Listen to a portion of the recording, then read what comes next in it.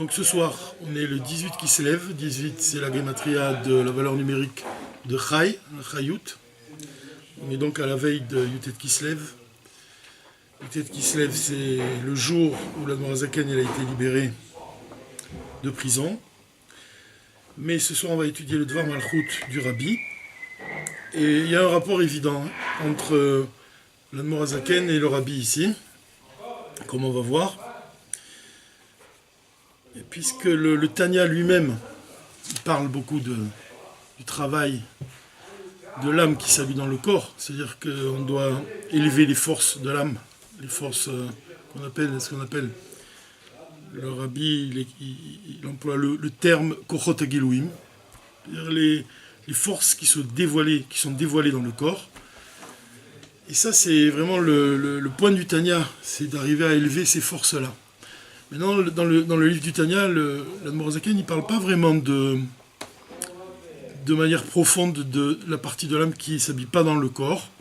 Et ça, c'est plutôt dans le Dvar Malchut. C'est avec le Rabbi qu'on étudie de manière profonde le dévoilement de l'essence de l'âme et des niveaux supérieurs de l'âme.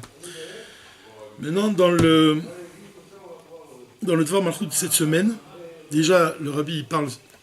Dans le Dvar Malchut précédent, on a parlé de la France. Mais alors là, carrément, dans ce Dvar Malchut, le Rabbi parle presque que de la France. Donc c'est vraiment c'est un cours particulier, puisque c'est un cours qui concerne les Juifs de France. Et à travers les mots du Rabbi, chacun peut voir vraiment la profondeur de notre mission pour provoquer la Géoula. C'est ce qu'on va voir avec l'aide de Dieu ce soir. Et le Dvar Malchut commence donc par le premier verset de notre paracha, où il est question de Yaakov Avinu. Yaakov Avinu qui représente l'assemblée d'Israël. Le verset c'est Vayeshev Yaakov be'eretz migurei aviv be'eretz Knaan. Yaakov il demeura dans le pays des pérégrinations de son père, dans le pays de Canaan. Maintenant, le mot Vayeshev Yaakov, Vayeshev, il est traduit ici, il demeura, mais en fait, Vayeshev, on comprend aussi que c'est le mot, ça vient de Yeshiva aussi, le fait de s'asseoir, le fait de s'installer, dans un endroit. Et on va voir ce que ça signifie de manière profonde. Qu'est-ce que c'est s'installer dans un endroit? Et le Rabbi commence par nous dire que, en fait, si on regarde de manière superficielle les choses, on voit que le peuple juif, il a été dispersé dans le monde. Donc c'est comme on peut voir ça comme un exil. D'ailleurs l'exil du peuple juif. Le peuple juif il n'est pas totalement réuni sur sa terre, comme ce sera le cas très bientôt Bezrat Hashem avec la venue du Mashiach, mais pour l'instant on voit que tous les juifs ils sont dispersés dans le monde. Et ça, ce point-là, le fait que les juifs soient dispersés dans le monde, ça cache quelque chose de très profond et de très élevé. C'est le premier point qui est soulevé dans le Dvar Malchut. Et c'est en rapport avec la Tzedaka. Le cours dernier, on l'a dédié pour l'élévation de l'âme de Yitzhak David Groner, le Rav Yitzhak David Groner. Et on avait cité un Dvar Torah de ce Rav qui était Shaliar en Australie. Où il disait que quand on plante des graines dans la terre, alors la terre elle contient la force infinie, Koach En Sof, de faire pousser des fruits à l'infini, des plantes, des arbres. À plus forte raison, le tzaddik qui plante de la lumière. Dans la terre représente ce monde matériel. Et plus encore, on peut dire que la terre représente le corps de l'homme. Alors on voit que le tzaddik, il plante dans le corps de l'homme une lumière. Et comme la terre détient le pouvoir de Ein Sof, même le corps de l'homme, il a été conçu, il a été formé par Dieu au moyen de la terre. De quelle terre il s'agit? Le Rashi l'explique, c'est de la terre sur laquelle allait être construit le Beth Amikdash. Donc on voit que le corps de l'homme aussi, le corps d'un juif, il est particulier, il est spécial. Et il a le pouvoir de faire éclore et de faire pousser une lumière infinie. C'est-à-dire qu'on doit raffiner notre corps, de la même manière on doit raffiner ce monde matériel. Et le fait que les Juifs soient en exil dans tous les endroits du monde, dans tous les endroits de la terre, ça indique en fait la mission du peuple juif de raffiner le monde entier. C'est-à-dire que plus on agit dans toutes les parties du monde, et plus la Géoula, elle va s'exprimer dans le monde entier. Et c'est l'idée justement que le Rav Groner a annoncé dans son Dvar Torah, l'idée que la Géoula dépend de chaque juif. Et évidemment, un juif, il dépend du tzaddik, du rabbi. C'est lui qui va lui insuffler cette force d'éclore cette graine-là. C'est lui qui va lui donner même de l'eau pour la breuver, de manière à ce qu'elle finisse par éclore, elle finisse par donner une lumière concrète dans le monde. Mais cette idée-là, si on regarde les choses, on voit que chaque juif, il se trouve dans un endroit différent de la terre. C'est lié avec le verset quand on dit qu'on doit faire pour Dieu dira betartonim. Ça veut dire une demeure pour Dieu, betartonim. Et le rabbi, il dit betartonim, c'est au pluriel.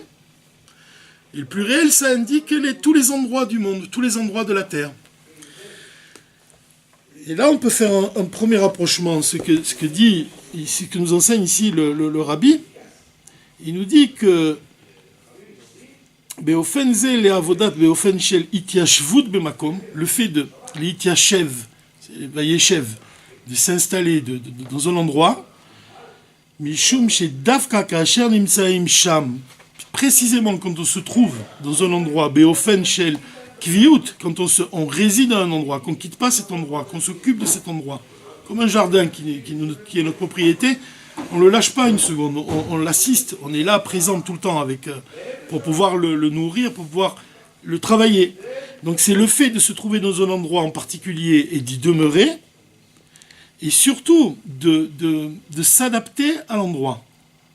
Ça veut dire que les minaga makom, c'est-à-dire les usages, les coutumes des peuples parmi lesquels un juif peut se trouver, ils ne doivent pas être rejetés. C'est ce que la Torah nous enseigne. La halakha nous enseigne qu'on doit respecter les coutumes et les rites de l'endroit. Et au contraire, c'est en commençant par les considérer qu'on peut ensuite agir et les transformer. C'est-à-dire que c'est vraiment... Et ça, on y parvient quand on demeure dans l'endroit. Alors maintenant, le point qui est intéressant ici, c'est que quand on parle de raffiner les étincelles qui se trouvent dans un endroit, dire le mot nitzotzot, il désigne l'étincelle divine. Mais ce mot, c'est quand on dit garim, quand on dit chez garim, quand on habite dans un endroit, ce mot-là, bepnimiut, de manière profonde, c'est une allusion au nitzotzot, aux étincelles divines, à kedusha, anim saim bekol makom. C'est-à-dire que on doit raffiner les étincelles divines de chaque endroit. C'est quoi les étincelles divines? C'est depuis la brisure des vases, le monde il a été créé de telle manière que les étincelles de Kedusha elles se trouvent enfouies dans la matière de ce monde, prisonnières. Elles sont prisonnières dans ce monde. Et un juif, il doit libérer ces étincelles. Il doit les libérer de manière à ce qu'elles retrouvent leur source céleste. C'est-à-dire qu'on agit sur la matière pour la réconcilier avec la volonté de Dieu, en appliquant les commandements divins qui sont tous accomplis au moyen de la matière, en majorité. Et donc l'étincelle, elle peut s'élever vers le haut, elle peut retourner à sa source céleste. On pourrait dire ici, sous forme d'un chidouche, on pourrait dire que c'est ça aussi, quand le Machar il dit au Baal Shem Tov, il faut que tes sources se répandent à l'extérieur. On pourrait très bien dire que l'extérieur, ça se désigne les mondes supérieurs. Et les sources, c'est vraiment le fait d'agir dans ce monde matériel pour libérer les étincelles, pour qu'elles se répandent à l'extérieur, c'est-à-dire qu'elles retrouvent leurs racines célestes. Et quand le travail des purifications sera terminé, au moment de la fin de notre mission, alors Dieu il effacera l'esprit d'impureté de la terre et la mort sera avalée. Et l'éternité retrouvera sa place dans le monde. C'est-à-dire que la mort elle disparaîtra. Donc ça dépend de cette purification des étincelles. Donc ici le premier enseignement c'est de comprendre que d'aller dans un endroit du monde, comme un chaliard il va dans un endroit du monde, pour quelle raison? Le rabbi il dit une très belle expression, il dit pour aller parler à un juif qui ne sait pas qu'il lui manque quelque chose. Donc il va aller raffiner l'endroit où il se trouve, il va aller raffiner ce juif-là, il va élever son âme, il va libérer son âme qui est en exil dans l'endroit où il se trouve. Et il ne sait même pas, c'est ça le point, il ne sait même pas qu'il lui manque quelque chose. Et à ce moment-là, il parvient à faire de ce monde une demeure pour Dieu. Ça, c'est le premier enseignement qu'on doit comprendre. Vayeshev Yaakov, donc, c'est l'Assemblée d'Israël qui s'installe à un endroit. pour faire une demeure pour Dieu, Betarton dans ce monde inférieur. Et le rabbi, donc, encore une fois, il précise que Tartonim, c'est au pluriel, pour signifier, pour exprimer les étincelles divines qui sont enfouies dans ce monde matériel, dans tous les endroits, et qui peut élever ensuite ces étincelles divines. Il y a peut-être un lien qu'on peut faire avec l'Admor Emsaï ici, puisque l'Admor Emsaï il a expliqué que un juif, quand il marche, par le simple fait de marcher dans un endroit en dehors de la terre d'Israël, il va sanctifier cet endroit. Pourquoi ? Parce que l'essence divine, elle accompagne partout où il se trouve. Au moins, chacun de ses pas, il va apporter la transformation de ce monde matériel. Donc ça, cet enseignement, il est essentiel pour déjà rentrer dans le vif du sujet.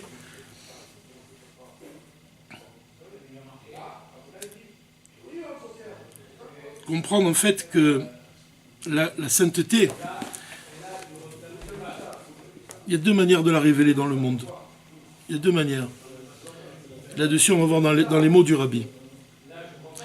Basé goufa be'avoda be'kol makom ou makom ba'olam alpi gdarav apratim. Donc, le fait d'aller dans un endroit du monde et le fait de voir en cet endroit que les goïms ils se comportent d'une certaine manière, ils ont des usages qui leur sont propres, et le fait de se comporter en accord avec les usages des peuples de ce monde, donc les particularités de ce monde, il y a deux niveaux. Le premier niveau, c'est de faire pénétrer la Kedusha à l'intérieur de ce monde inférieur, l'endroit où il se trouve, ce juif-là, mais c'est pas pour autant que le Tarton, c'est-à-dire l'endroit où il se trouve, lui-même, il va s'élever à un niveau supérieur et il va être transformé. L'endroit où ce juif se trouve, il va simplement recevoir pendant un certain temps une influence, mais il va pas devenir indépendant.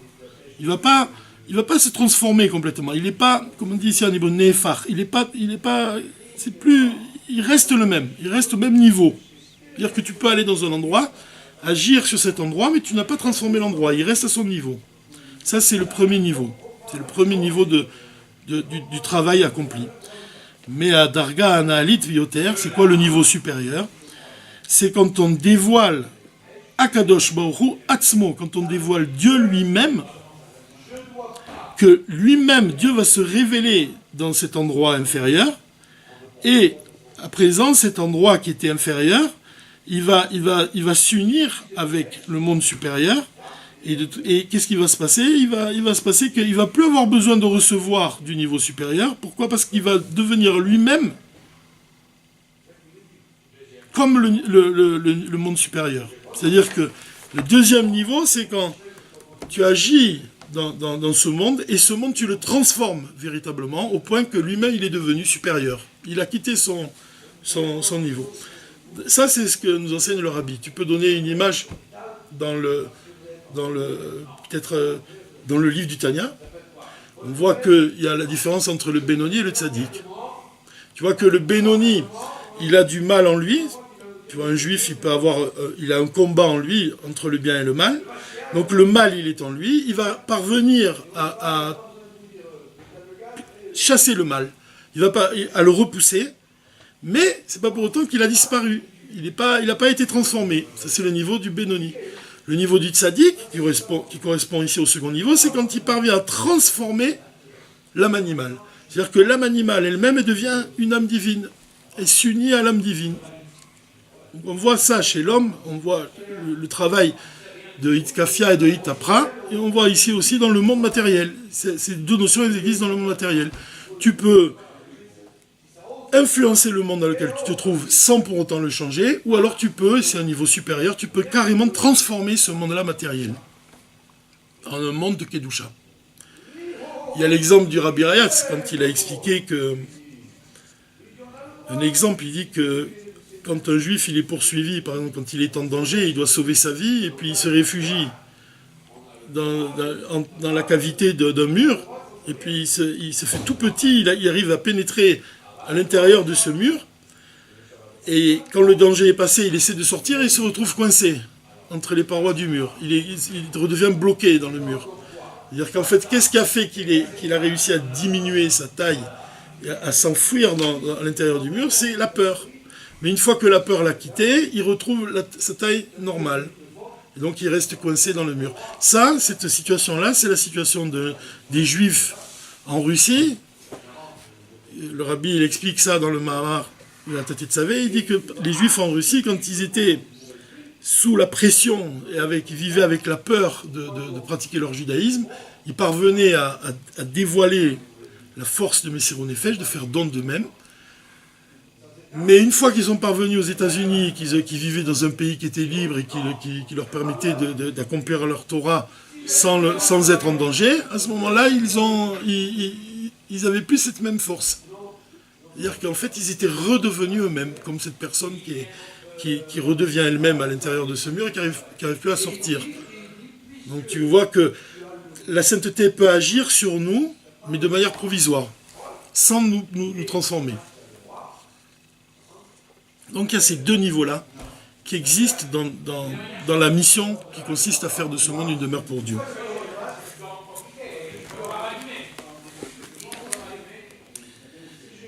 Alors c'est ça le point. Maintenant on arrive au point qui nous concerne plus particulièrement. Ce sujet-là, il se reflète de manière profonde dans le travail de raffiner ce monde matériel en France. En France en particulier. Le rabbi cite le prophète Obadiah. Il cite un verset dans lequel il est question de la galoute, de l'exil, et aussi de la Géoula. Et ce verset, il parle aussi de la France. Et de là, on comprend que c'est précisément d'Afkab les Medina Zo, c'est précisément en France, qu'il y a un lien profond avec la Géoula. La délivrance, la venue du Mashiach, elle est liée de manière très profonde avec la France et les Français, et les Juifs de France. De manière intime, de manière très profonde. Donc c'est réellement important ici, ce que va dire le rabbi. Il va expliquer pour quelles raisons. Il commence par nous expliquer qu'au moment où Napoléon il a entrepris la guerre contre la Russie, l'Admor HaZaken il a pensé qu'il était préférable que la Russie remporte la guerre plutôt que la France. Et il a même prié pour que la Russie remporte cette guerre. Et il a même promis à son fils, Admor Emtsaï, que la Russie remporterait cette guerre. Pour quelle raison? Pourquoi il préférait la Russie à la France? Lui-même il explique, l'Admor HaZaken, Mishum, parce que si la France remportait la victoire, avec à sa tête Napoléon Bonaparte, même si au niveau matériel, la situation des Juifs français, elle s'améliorerait, dans le cas où la France gagnerait la guerre, de toute manière, ça apporterait une immense faiblesse à la communauté juive et aux Juifs, parce que ça les détacherait vraiment du judaïsme. Pour quelle raison? C'est ça le point qui nous intéresse. Parce que tout simplement, Napoléon il est parvenu au pouvoir à la suite de la... Qu'est-ce qu'il a amené au pouvoir ensuite? Pourquoi sa mise au pouvoir résulte de quel événement historique? Elle résulte de la Révolution française. La révolution qu'il y a eu, la révolution en 1789. Qu'est-ce que c'était cette révolution? Qu'est-ce qu'elle représentait? Elle représentait en fait le fait que le peuple lui-même il prenne le pouvoir. C'est-à-dire que le pouvoir ne soit plus entre les mains d'un roi et d'une reine, mais entre les mains du peuple. Et l'idée, c'est l'idée qui est interne, l'idée profonde de cette révolution, c'est la liberté, le libéralisme au niveau des idées, des coutumes et des lois, de telle manière qu'il n'y a plus de lien établi avec Dieu. C'est-à-dire que c'est vraiment l'homme qui croit en lui, qui croit en son existence, un peu à la manière de Pharaon. Quand on disait que Pharaon, il disait qu'il s'était créé lui-même. C'est-à-dire que quand on lui parlait de Dieu, il a répondu « Qui c'est ce Dieu que je ne connais pas ?» C'est exactement la même chose. La Révolution française, elle représente ça. Elle représente le fait que l'homme y croit en lui, il exclut totalement la présence divine, et tout est permis, tout est le droit de dire, le droit de s'exprimer, le droit de vivre indépendamment de Dieu. En fait, quand on a coupé la tête à la royauté, on a coupé le lien qui existait avec Hachem. Exactement, c'est une belle image. C'est exactement ça. Quand on a coupé la tête à la royauté, alors on pourrait dire que c'est même la royauté, c'est Malchut, la royauté de Dieu. Et c'est vraiment ça, c'est vraiment un très bel exemple. Tiens, c'est très fort comme idée. Couper la tête, c'est se séparer de la tête, se séparer du lien qui nous unit à chaque instant, comme il écrit le roi David. Que Dieu il insuffle à chaque instant la vitalité à ce monde. Et la France, elle représente cette clipa. Et en ce sens, elle est le pays le plus inférieur qui soit. Parce qu'il exprime, ce pays, l'indépendance vis-à-vis de Dieu. Quand tu regardes un billet d'un dollar, tu vois qu'il y a marqué « In God we trust », c'est-à-dire « nous croyons en Dieu ». La Révolution française, c'est tout le contraire. Donc c'est vrai que d'un côté, le fait que les Français soient victorieux de Napoléon, ça aurait pu provoquer une richesse matérielle pour les Juifs, ça c'est certain, mais de l'autre côté, ça affaiblit considérablement l'esprit du judaïsme. Donc en fait, ce pays de Tsarfat, il représente cette clipa, cette force du mal. De quel mal il s'agit? Le mal de Pharaon, le mal de celui qui pense que sa existence, il ne la doit qu'à lui-même. Et pour ça, il est capable de faire la révolution. Et de répandre le sang, de répandre le contraire de la vie.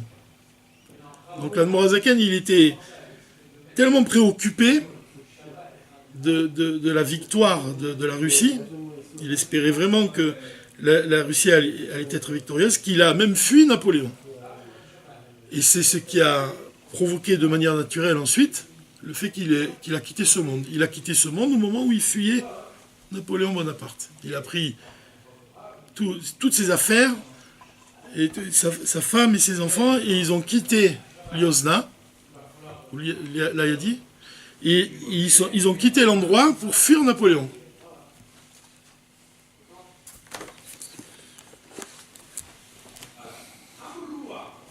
Tsarfat miyatseget et ruach hachofesh mikol inyane dat ve'emuna.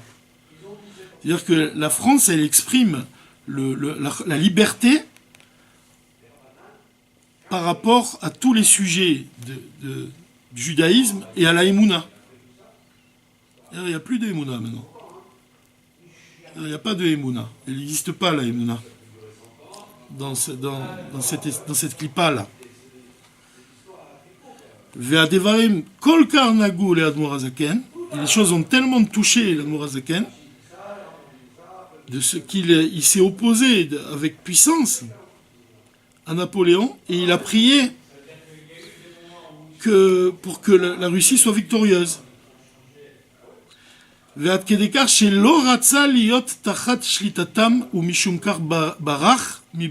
pour ça qu'il a même quitté sa maison. Et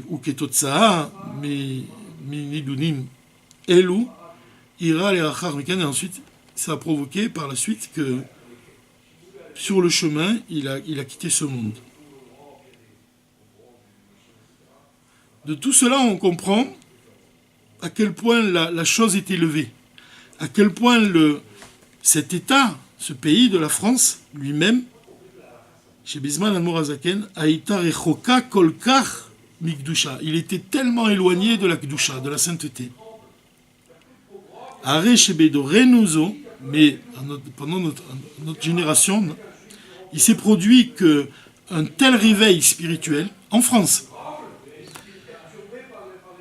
Ka'asher minazo atzma Ukmu Mosdot Torah, il y a des endroits de Torah qui ont été créés, et Yeshiva, Vayeshev Yaakov, tu vois, c'est ça l'action de Vayeshev Yaakov, en France, à Tzarfat, dans le pays de la France.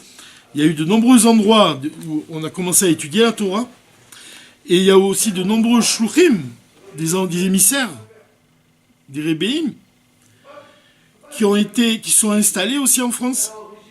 Et Nefra Beatzma, les Makor Shel Torah avec Kedusha. Et donc le pays il s'est transformé en un endroit de Torah et de Kedusha, la France. C'est-à-dire qu'à la suite de cette première action de l'Admor HaZaken, ses enfants, les Admorim Chabad qui lui ont succédé, ils ont entrepris d'envoyer des shluchim qui eux-mêmes se sont installés en France et ont transformé l'endroit.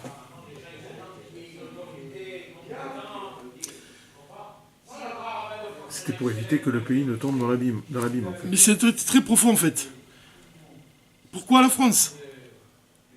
Tous les pays, aucun pays ne devrait tomber dans l'abîme. Mais ici, le rabbi, il ne nous parle que de la France. Il ne nous parle pas de l'Espagne, il ne nous parle pas de l'Italie, il ne nous parle que de la France. Pour quelle raison? Parce que c'était le pays le plus impur. C'était le pays qui exprimait le plus sa dépendance vis-à-vis de Dieu. Imaginez, c'était le pays où il y a eu la révolution pour ça, pour se détacher. Son indépendance vis-à-vis de Dieu. Donc de là, on voit on commence à sentir où va en venir le rabbi.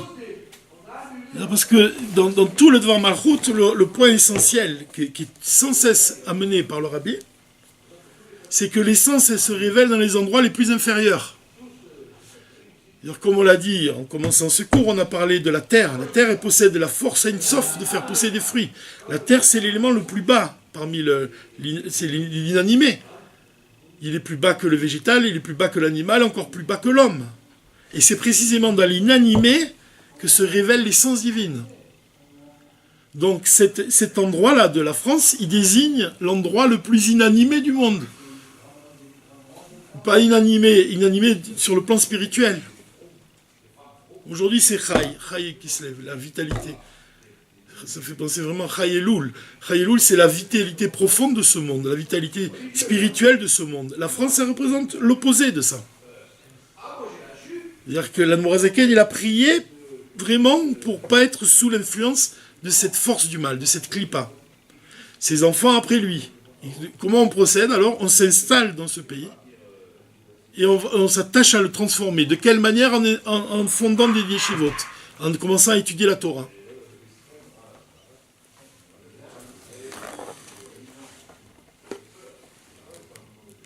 À chaque génération, on dit que au fur et à mesure des générations, les Juifs ils se sont installés de plus en plus dans tous les endroits du monde. Chez Adavar, Meave, Alia, et donc ça, le fait de s'installer dans tous les endroits du monde, ça provoque une élévation, toujours plus haute, toujours plus profonde. Be'inyan, Birur Haolam, dans quel sujet? Dans le sujet de raffiner ce monde. Et la chose, elle est ainsi, Be'avodat, Rabotenu, Nesienu, et même ce travail-là, il est aussi vrai pour les Admourim. Même les Admorim Chabad, ils ont agi en ce sens. Pour quelle raison? C'est qu'au départ, ils ne bougeaient pas de la Russie. Ils n'ont pas bougé de la Russie. Tu vois ça pour le Baal Shem Tov. Tu vois ça aussi pour le Maggid de Mezricht. Ils n'ont pas quitté la Russie. Mais avec le temps, qu'est-ce qui s'est produit? On voit que le Maharash, et le Maharash Rabbi Shmuel Lubavitch, il est allé vivre en France. Il a séjourné en France. Et on voit ça plus particulièrement chez le Rabbi Rayat. C'est-à-dire que ce n'est pas seulement les Juifs qui vont, eux-mêmes, le peuple juif qui va se disperser dans le monde, on voit même ça chez les Rebbeim Chabad. Eux-mêmes, ils vont se détacher de leur source, de la Russie, pour aller agir dans le monde. Ils ont donné la force. Donc par ce fait-là, par leur action, les Netiniat Kohar, de donner la force, les Varer, et Amakom Tarton Beyoter, pour affiner les endroits les plus inférieurs. Tzarfat. Comme ça, il dit le rabbi, l'endroit le plus inférieur, la France. C'est marrant parce que ça s'accorde avec l'idée que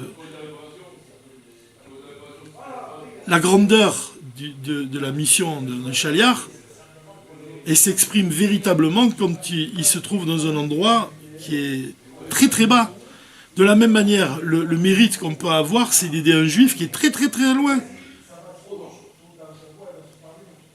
Et ça, c'est aussi l'action des Rebbeim Chabad. Et cette force-là qu'ils ont insufflée à tous les juifs, elle est si forte que dans notre génération, dans les premières générations, on voit que d'abord, ils ne sont pas sortis eux-mêmes de l'endroit où ils habitaient en Russie. Et avec le temps, ils sont sortis encore et encore, et en particulier en France. En particulier en France, c'est intéressant. Adou Maharash, il a voyagé de nombreuses fois en France. J'ai appris là, le Rav Markatz, il vient de me dire avant le shiur, il m'a dit que le Rabbi Maharash, il parlait français à table. Tous les repas. Il parlait en français. Quand il était à table, pour prendre son repas, il parlait en français. Aussi, Ve'af Asa Sham Ba'alei Tshuva. Il a même ramené lui-même, le Rabbi Maharash, des Juifs. Il leur a fait faire Tshuva en France. Et plus encore, on voit ça chez le Rachab, l'Admour Rachab, le Rabbi Rachab. Il a passé aussi de nombreuses fois des séjours en France. Et on raconte qu'il est allé à Menton. Le Rabbi rapporte dans une note dans le Dvar Malchut que un jour qu'il était avec son fils à Menton, pendant 4 heures, il a parlé le français. Le Rabbi Rachab, il parlait le français. C'est aussi là, ici, il dit que le Rabbi Rachab, il a écrit le Binyan, c'est-à-dire qu'il a commencé à structurer, à créer le plan de son livre, le Hemsher, Taharav, un ouvrage fondamental de Chassidut. Il a commencé à l'élaborer pendant un séjour en France. Donc c'est important. On voit que cet endroit qui est le plus inférieur, on peut révéler dans cet endroit les mondes supérieurs, précisément. Pourquoi ? Parce qu'on voit que l'essence divine, c'est elle qui a le pouvoir de créer à partir du néant la matière. La matière, c'est le niveau le plus inférieur. La terre, c'est le niveau le plus inférieur. Donc elle est liée avec l'essence divine. Plus encore que les mondes supérieurs. Les mondes inférieurs sont liés à l'essence divine, plus encore que les mondes supérieurs. On voit ici un exemple concret. On voit que c'est précisément dans cet endroit-là, dans cet endroit inférieur en France, que le Rabbi il a écrit un ouvrage fondamental de Chassidut. C'est lié. Il a même écrit une partie de ce livre là-bas. Vashlimut basé etzel Rabbi Arayatz. Et la perfection en est atteinte avec le Rabbi Arayatz, qui en plus du fait qu'il était là-bas de nombreuses fois, Ve'amar Sham divrei Chassidut, et qu'il a dit de nombreux discours chassidiques quand il était en France. Are Avshalach les Sham, il a envoyé là-bas Shluchim mibnei beito, des shluchim, des émissaires de sa propre maison. Ici on fait référence à qui ? Au Rabbi de Lubavitch, Menachem Mendel Schneerson, et son épouse, la rabbinite Réa Mouchka, qui ont vécu en France pendant 8 ans. C'est marrant parce que le chiffre 8, il indique ce qui est au-delà de la nature. C'est-à-dire que le séjour du Rabbi en France, c'est au-delà de la nature. Il a agi au-delà de la nature. À tel point que la rabbinite elle-même, elle a déclaré « Charashnu vezaranu » on a planté, on a semé, on a planté, ve'atem srichim liktzor. Et maintenant, vous devez récolter. Mais c'est une récolte au-delà, bien au-delà de la nature, bien au-delà des règles de ce monde. C'est vraiment, ces 8 années représentent même, on pourrait dire, les 8 lumières de Hanouka. Tiens, on pourrait dire ça comme ça même. C'est que, on compare l'Assemblée d'Israël à une Hanouka. Et en fait, le rabbi et la rabbinite, quand ils vécurent en France, ils ont allumé chaque lumière. Ils ont apporté une lumière qui est au-delà de ce monde. Puisqu'on sait que les lumières de Hanouka, le rabbi Admor Hazaken, il explique que ce sont des lumières qui proviennent de Attik, des mondes supérieurs, vraiment. C'est une lumière qui a un pouvoir qui est au-delà de ce monde, au-delà de la nature. Donc on voit l'action des rabbanim de Chabad. Et ça, tout cela, c'est allusionné dans le mot Tsarfat lui-même. Tsarfat, la France. Tsarfat, ça vient de quel mot? C'est Lachon Tsirouf. Qu'est-ce que c'est, Tsirouf? C'est quand on fait fondre des métaux dans un creuset pour raffiner, pour le débarrasser de ses déchets. C'est ça, le mot Tsarfat, il est lié avec le raffinement. Le fait de raffiner un objet, le fait de le débarrasser de ses clipotes, comme on a dit au départ, le fait de dégager l'étincelle divine de la matière dans laquelle elle est enfouie pour l'élever vers sa source céleste. C'est ça, Tsirouf, c'est le mot Tsarfat. Le Rabbi il dit Amevate birour vezikour. Ce mot-là, Tsirouf, il indique le birour, le raffinement, et le fait de purifier. Et ça, c'est dit au sujet de la Géoula. Qu'est-ce qu'on dit de la Géoula? Il est dit Itzbareru, ve'it lavnu, ve'it sarfu, rabim. Nombreux seront épurés, seront raffinés, seront élevés.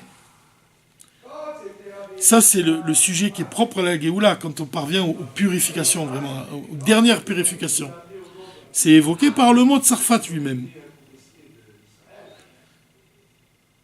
Il y a aussi une autre allusion dans le mot Tsarfat, c'est que c'est la valeur numérique du mot Tsarfat, c'est quoi? C'est 770. Chez où, et qu'est-ce que c'est 770? C'est la perfection du chiffre 7. Pourquoi 770, ça commence par un 7. Le chiffre 770, Kefi chez Kaloul Mieser, le chiffre 770, quand tu les comment on dit, Kaloul BSR, ça veut dire que tu parviens au chiffre 70. Et si Kefi chez Kaloul Mimea, aussi tel qu'il comprend aussi le chiffre 100, tu parviens à Sheva Meot, à 700. Et les deux ensemble, ça fait 770.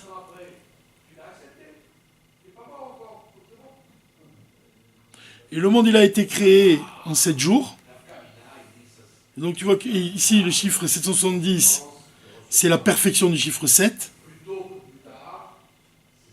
Donc tu comprends que le chiffre 770, il fait référence à la création du monde même, et surtout à la purification de ce monde.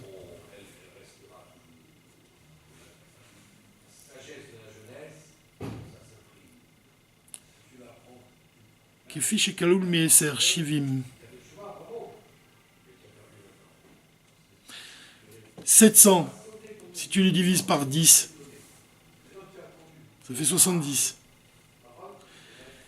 Et ensuite, 700, si tu les divises par 100, ça fait 7. 770. Donc tu vois, le Rabbi fait un calcul pour indiquer que le chiffre 770, il est vraiment en lui, il contient le chiffre 7. Il indique la perfection du chiffre 7, la perfection des 7 jours de la création. Donc le mot Tsarfat, qui a pour valeur numérique 770, il est lié avec la création du monde. Mais avec le raffinement de ce monde. C'est-à-dire que le monde tel qu'il a été créé pendant les 7 jours, tu prends les 6 jours de la création avec le 7e jour, le Shabbat, avant qu'Adam Arishon et Chava ils désobéissent à l'Éternel, hier c'était la perfection. Et après le péché, le mal il a pénétré dans ce monde-là. Donc, ces 7 jours-là, maintenant, ils doivent être raffinés. On doit élever les 6 jours de la semaine, et on doit élever le jour du Shabbat. Et tout ça, c'est allusionné dans le mot Tsarfat, dans le mot la France. 770, c'est aussi le chiffre de la maison du Rabbi. De ce chiffre-là, en fait, du 770, chez Misham Yotzot Ora l'Ekol Haolam, de là-bas sort la lumière pour le monde entier. Et donc là, il y a une allusion ici au fait que השני, נזכר שהמקום עצמו, צרפת que l'endroit lui-même, צרפת, la France, נהפך למקום של קדושה. C'est-à-dire qu'il devient un endroit de sainteté. Tu vois, c'est par le fait que 770 c'est l'adresse du rabbi, et que 770 c'est la valeur numérique de la France, tu dois comprendre que tu dois faire de la France la maison du rabbi, un endroit de sainteté. Et là, mais pas seulement comme on l'a dit au départ, il y avait 2 niveaux dans la Kedusha. On a dit le premier niveau, c'est quand tu agis sur l'endroit, mais sans le transformer. C'est-à-dire, il reste ce qu'il est. Mais le deuxième niveau, qui est beaucoup plus élevé, c'est quand tu parviens à transformer l'endroit de manière à ce que vraiment ça devienne un endroit de sainteté. Ça veut dire que l'endroit lui-même, tu révèles l'essence divine dans cet endroit, qui devient lui-même une source. Ça, c'est un point qui est donné par le rabbi toujours. Répandre les sources à l'extérieur, c'est pas faire de l'endroit un endroit de sainteté seulement. C'est de faire un endroit de sainteté qui va lui-même agir sur les autres endroits du monde. Que l'endroit lui-même, il devient une source. Une source de Kedusha pour tous, comme pour l'homme. Ça ne suffit pas que toi-même, tu sois empreinte de Kedusha. Il faut que toi-même, tu deviennes une source, que tu agisses. Pas seulement un récepteur, mais un émetteur. Voilà. Pas seulement un récepteur, mais un émetteur. Même dans le fait de... Le récepteur, ça veut dire que tu as reçu la lumière. Et qu'elle est en toi. Mais le plus haut niveau, c'est quand tu parviens à ensuite la diffuser.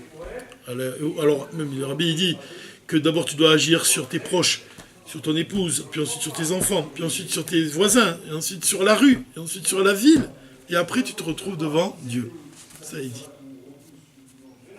Point de se trouver devant Dieu. Alors maintenant, le rabbi va toucher un point qui est vraiment très intéressant et très profond. C'est peut-être le point vraiment, la charnière dans ce discours-là, du rabbi, et qui reprend un sujet du Tanya, où il est dit que Ayesh Anivra, c'est-à-dire tous les êtres de la création, que ce soit un juif, tous les êtres de la création, il ressent lui-même chez Metsiuto Meatzmuto. Il ressent lui-même que son existence, il ne la doit qu'à lui-même. C'est vrai. Encore, quand tu étudies la Torah, tu sais, tu apprends que Dieu, il te vivifie, il te crée à chaque instant, il te vivifie à chaque instant, il te maintient en vie à chaque instant. Mais Dieu, il a donné à l'homme la sensation d'être indépendant de lui. C'est-à-dire que chaque homme, chaque juif, il ressent que il est seul. Ce n'est que dans les temps futurs que le lien avec Dieu, il apparaîtra à l'évidence, avec clarté. C'est-à-dire qu'on ressentira le lien qui nous unit. On ressentira le souffle, que le souffle qui nous anime, il vient de l'Éternel. Comme c'était avant le péché d'Adam et Chava. C'est-à-dire la création, elle ressentait le divin. À tel point que même la matière, elle parlait et elle proclamait l'existence de Dieu. Comme je cite souvent, je parle souvent de l'arbre. Quand ils se sont approchés de l'arbre, Adam et Chava, pour manger du fruit de l'arbre, l'arbre lui-même, il a dit non, n'approchez pas, ne prenez pas de mon fruit. Donc ça veut dire que même dans la matière inanimée, le souffle divin, il était perçu.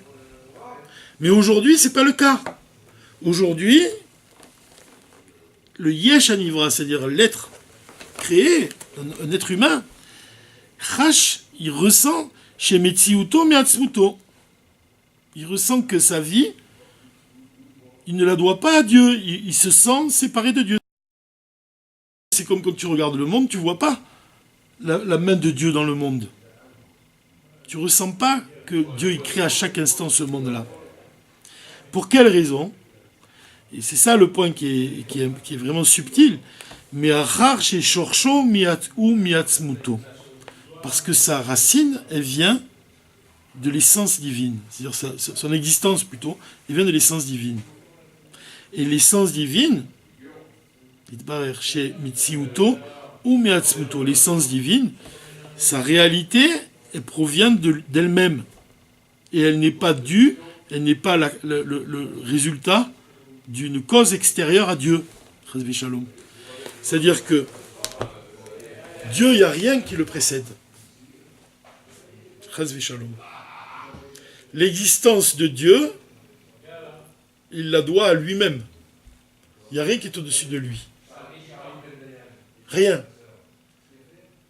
Et c'est pour ça, c'est la raison pour laquelle un homme, il ressent qu'il n'y a rien qui le précède. Il ne ressent pas le lien qui l'unit à Dieu. Pourquoi ? Parce qu'il provient de ce niveau-là du divin. Il provient de l'essence divine. Pour donner un exemple, pour comprendre ce que ça veut dire. Le monde d'Atsilut, il ressent le divin. Il ressent que lui-même, il n'est rien sans le souffle de Dieu. Il ressent à chaque instant le divin. C'est comme la séphira de Keter. On se rapproche encore plus de l'essence divine, le monde qui est supérieur à Atsilut. La séphira de Keter qui surplombe l'enchaînement des mondes. Les sages de la Chassidut, ils expliquent qu'elle est tellement proche de la source divine qu'elle n'a même pas conscience qu'elle existe elle-même. Elle ressent que le divin. Donc tu vois que pour les mondes supérieurs, c'est pas vrai ce qu'on vient de dire pour l'homme. Les mondes supérieurs, ils ressentent leur source. Mais la descente de la lumière divine dans le monde pour créer ce monde inférieur, c'est une dissimulation de la lumière. À tel point que l'homme, il ressent que son existence, il ne la doit qu'à lui-même. Il ne ressent pas sa proximité avec Dieu. Il ne ressent pas que Dieu le crée à chaque instant. Et le rabbi vient nous dire, c'est précisément pour quelle raison il ne ressent pas que sa proximité avec Dieu. C'est parce que en fait, Dieu, c'est Dieu lui-même qui crée le corps de l'homme. Le corps de l'homme, il provient de l'essence divine. Quand tu regardes une pierre, elle ne vient pas d'un processus de cause à effet. Dieu, il a créé à partir du néant. Tu ne peux pas deviner sa source. Comme je dis, l'exemple du rabbi, c'est le rayon du soleil. Tu vois, le rayon du soleil, il parvient dans une pièce, donc tu peux deviner qu'en fait, il a une source. Tu peux deviner sa source. C'est le soleil lui-même. Il est lié avec sa source. Par contre, le monde inanimé, non. Le monde inanimé, il ne ressent pas.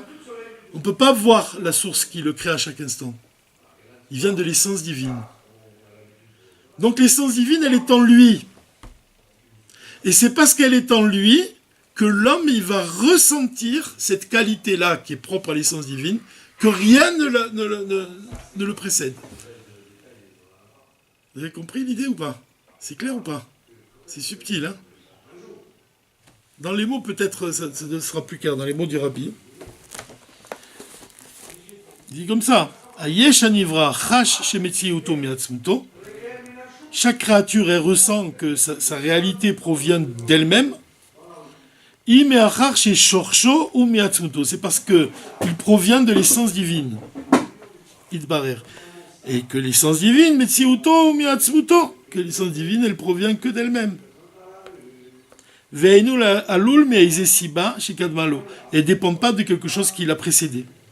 C'est-à-dire que ce monde-là, qui est matériel, quand on regarde ce monde-là, il est c'est celui qui est le plus éloigné du divin. En fait, on doit comprendre, on ne doit pas lâcher le fil conducteur. On parle de la France. La France, elle représente cette clipa-là. Quand tu te sens totalement détaché du divin, ça veut dire que tu te débarrasses, comme tu as dit, que tu as coupé la tête du roi. C'est-à-dire que tu te débarrasses du roi. C'est-à-dire que ton existence, tu la dois qu'à toi-même. Qui n'a aucun lien avec Dieu. Donc, tu es très éloigné du divin. En fait, ce monde-là dans lequel on vit, ce monde matériel, ces mondes spirituels qui sont supérieurs, ils savent, eux, et ils ressentent, les mondes supérieurs, que toute leur vitalité, elle vient de Dieu. Donc, ils ne ressentent pas que leur réalité, elle provient d'eux-mêmes. Ils savent très bien, ils ressentent le divin qui les anime à chaque instant. Ils comprennent que c'est seulement la parole de Dieu qui les crée à chaque instant. Mais le monde dans lequel on vit, c'est pas pareil. Les mondes inférieurs, c'est pas pareil. Le monde supérieur, il ressent le divin. Les mondes inférieurs, c'est quoi le monde ? Olam, la shon Eilem, c'est dissimulé. La parole de Dieu, elle est dissimulée dans ce monde. La gashmiyut, mastira, La matière, elle cache le divin.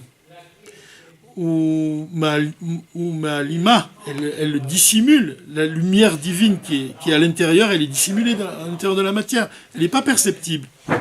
Ve'ad kedekar, à tel point que le Yesh Anivra, l'être créé, et toutes les créatures qu'il y a dans ce monde-là matériel, ressentent comme si que leur réalité provient d'eux-mêmes. Ils ne la doivent pas à Dieu, exactement comme la France. Ils ne ressentent pas la parole de Dieu qui les crée à chaque instant. Et la Torah Chassidut, elle explique que si tu regardes les choses de manière extérieure, tu peux comprendre que c'est une obscurité, que c'est très obscur, le fait que la parole divine, elle est cachée dans ce monde. Tu comprends que tu dis, le divin, il n'est pas apparent, il n'est pas dévoilé. Si tu regardes les choses de manière négative, c'est l'exil. La lumière de Dieu, elle est dissimulée dans la matière, comme on a dit. Le monde, il ne ressent pas la parole de Dieu qui le crée à chaque instant. Mais la raison profonde de ça, ou Dafka Mitzad Ma'alato Shela Olam Hazeh, elle vient d'où? Du niveau supérieur de ce monde. Al-Kol She'ar HaOlamot HaRuchanim, en comparaison à tous les mondes supérieurs, c'est ce monde-là qui est le plus supérieur en fait.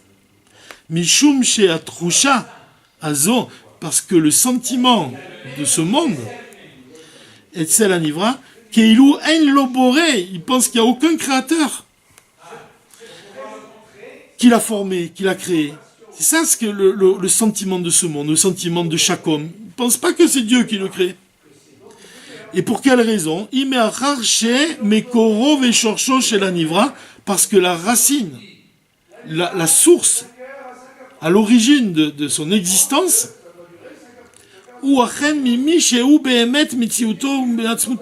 c'est d'où c'est quoi qui le crée? C'est l'essence divine, que elle-même, elle doit rien à personne. Il n'y a rien qui est au-dessus de l'essence divine. C'est-à-dire que c'est Akadosh Baruch Hu Be'atzmo, Dieu lui-même. Ce qui n'est pas le cas des mondes supérieurs. Leur origine, elle vient pas du même niveau.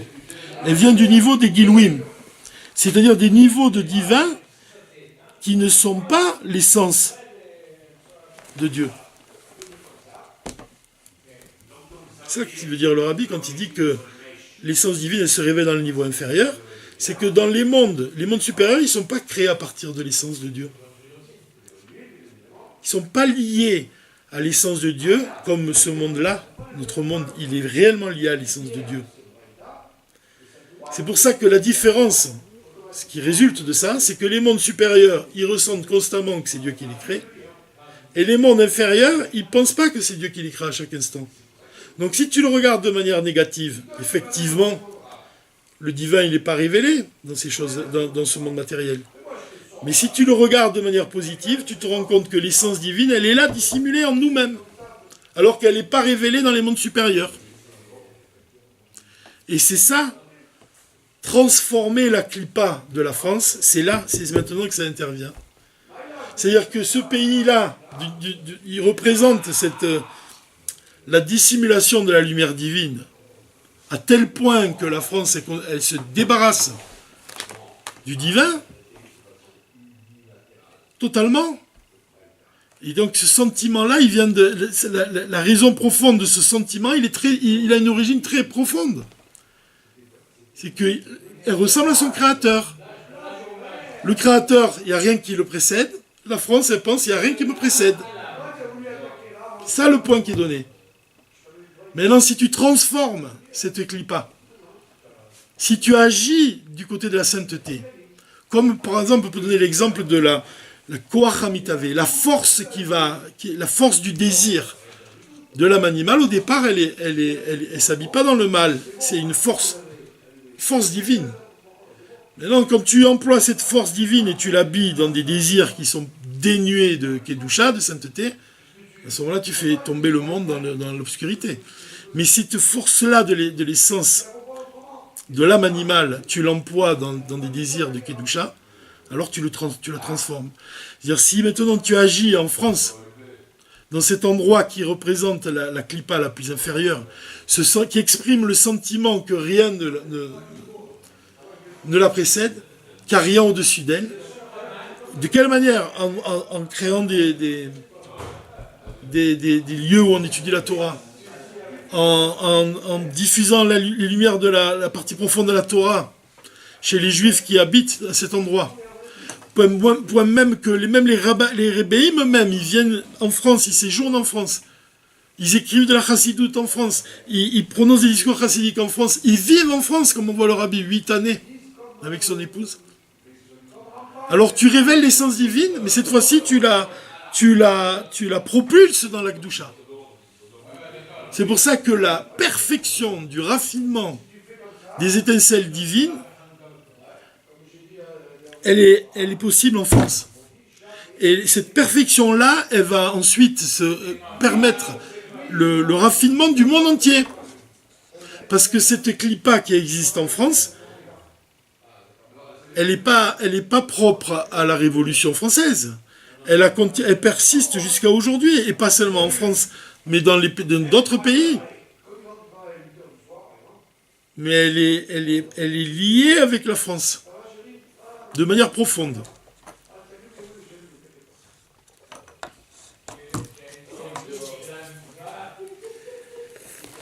Velachen. Et c'est pour ça que Me'acharch ou Bemakom Ze, c'est pour ça que dans l'endroit où on vit, en France, c'est précisément dans cet endroit-là qui ressent qu'il n'y a rien qui est au-dessus de lui, que Nimsa et Sem élaboré, que se trouve l'essence de Dieu. Comme encore une fois, c'est dans les endroits les plus inférieurs que se trouve l'essence divine. C'est vraiment très fort comme idée, parce que c'est pas seulement chez un juif. Tu vois, un juif qui se trouve en exil, qui ne sait pas qu'il lui manque quelque chose. C'est vraiment, si tu parviens à révéler l'essence divine qui est en ce juif, il va s'élever à un niveau supérieur. Comme on dit que le Baal Tshuva, le tzaddik, il ne peut pas se tenir à côté du Baal Tshuva. C'est pas seulement chez un juif, c'est dans le pays lui-même, dans la France.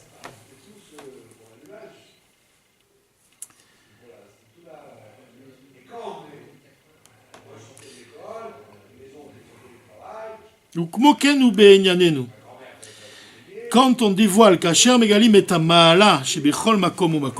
on dévoile le niveau qu'il y a dans chaque endroit, c'est-à-dire que cet endroit-là, il devient lui-même un endroit de Torah et de mitzvot. Mais quoi? En respectant les usages et les coutumes de cet endroit. Ça, on n'a pas mis assez l'accent là-dessus. Et quand le rabbi il dit on doit respecter, même la Torah il dit qu'on doit respecter les coutumes de l'endroit, et on doit les utiliser et les employer dans la Kedusha, et renverser dans la Kedusha. Ça veut dire que chaque endroit, il a des minagim, des usages particuliers. On voit, il y a une mentalité qui est propre à des habitants, même dans le pays lui-même. Tu vois que les gens du Sud, ils sont différents que les gens du Nord. Ces particularités, elles doivent être considérées et elles doivent être utilisées dans la Kedusha. Et là, en fait, c'est un point qui est très important et l'Arabie met souvent l'accent là-dessus. C'est le rapport qui existe entre l'essence et les particularités, les détails. Comment tu parviens à révéler l'essence, même dans le discours Inyana chez Torah Chassidut, le Rabbi il explique comment tu parviens à révéler l'essence. L'essence divine, elle réside dans les Arba Amot qui nous entourent, c'est-à-dire sur la terre, dans les 4 coudées qui nous entourent autour de nous. C'est là que réside l'essence de l'âme. Elle ne se révèle pas dans le corps, elle se trouve autour du corps. Ces Arba Amot, ces 4 coudées, elles représentent les 4 niveaux de l'âme qui sont liés avec le corps. Alors que le niveau de l'essence, il est au-delà du chiffre 4. C'est le chiffre 5, Yechida, et le chiffre 6, l'essence de l'âme lui-même. Non, je me trompe. C'est Nefesh, Ruach, Neshama, c'est les 3 niveaux de l'âme qui s'habitent dans le corps. Yechida aussi, il est lié avec le corps, le Rabbi il explique. C'est le monde, il correspond au monde d'Atsilut. Et l'essence de l'âme, tu peux dire c'est le 5e. Non, j'ai oublié Chaya. Voilà, c'est ça. Nefesh Roar Neshama s'habille dans le corps. Chaya correspond au monde d'Atsilut. Yechida au monde de Keter. Donc on arrive au chiffre 5. Et le chiffre 6, c'est l'essence de l'âme. Donc tu vois que les Arba Amot, ils correspondent aux 4 niveaux de l'âme. Nefesh Roar Neshama Chaya. À la partie de l'âme qui s'habille dans le corps. Ça veut dire de quelle manière tu parviens au plus haut niveau de l'essence de l'âme. C'est déjà en travaillant, en raffinant la partie de l'âme qui s'habille dans le corps. Donc en raffinant les détails. Les détails, c'est quoi? C'est exprimé par quoi? Par l'intellect, les sentiments. Ce que le rabbi appelle kochot agluim. Les forces de l'âme qui sont révélées dans le corps. Donc comment tu parviens à révéler le plus haut niveau de l'essence de l'âme? C'est au moyen de l'intellect et des sentiments. C'est d'abord en travaillant sur eux. C'est pour ça qu'il les appelle les chemins de Dieu, les voies de Dieu, l'intellect et les sentiments. Ce sont les voies qui te permettent d'accéder au plus haut niveau.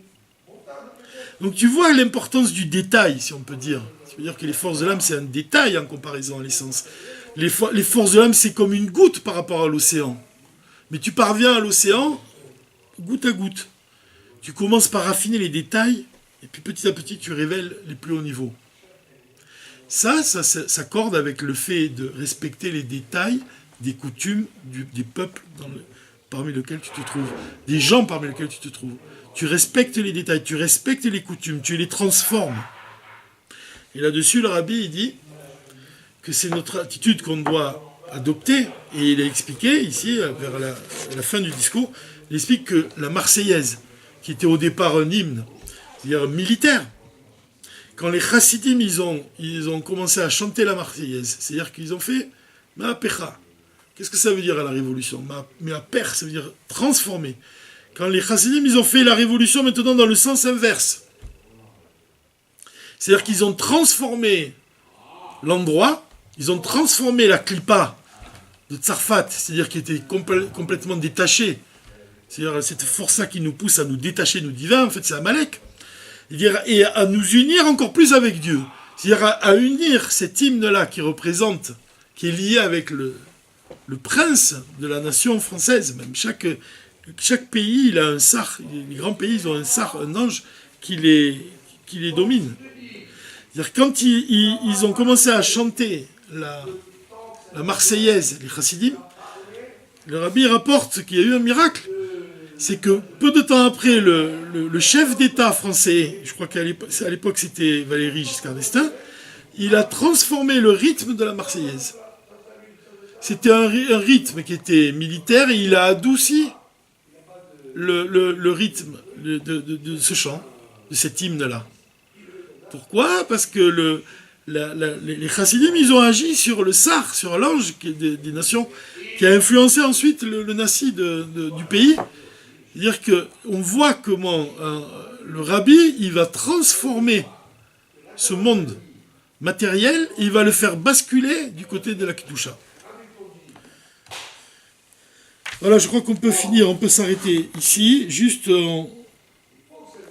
pour souligner le point, c'est que ce danger-là, c'est Prikat Hol, se débarrasser du joug divin.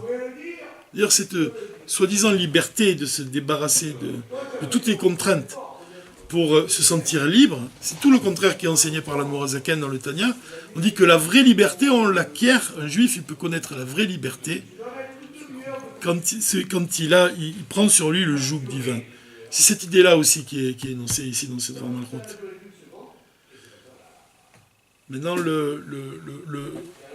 l'importance de s'attacher au rabbi, elle apparaît à l'évidence, quoi. Et on voit que le rabbi il s'attache à les transformer les endroits les plus obscurs. C'est aussi lié avec la 5e bougie de Hanouka, puisqu'on dit que cette lumière-là, elle ne peut jamais tomber le jour du Shabbat. Elle ne tombe jamais le jour du Shabbat. Pourquoi? Parce que le Shabbat, il n'a pas besoin de lumière, donc il n'a pas besoin de cette bougie. Et c'est une bougie qui éclaire précisément l'obscurité. Donc c'est cette bougie-là qu'on doit avoir conscience que chaque juif, il est lui-même la 5e bougie de Hanouka. Il y a une histoire, et je finis là-dessus, il y a une histoire que j'ai entendue sur l'émission Ma rencontre avec le rabbi.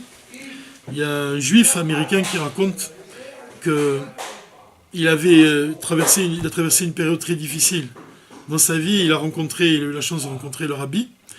Et le rabbi, il lui a posé une question, il lui a demandé en quoi un juif il peut être différent d'une personne, d'un Indien ou d'un Africain ou d'un autre homme. En quoi il est différent? Et le rabbi lui a répondu, l'essence d'un Africain, c'est de se comporter en tant que tel. L'essence d'un Indien, c'est de se comporter comme un Indien. Et l'essence d'un Juif, c'est de se comporter comme un Juif, c'est-à-dire d'accomplir la Torah et les mitzvot.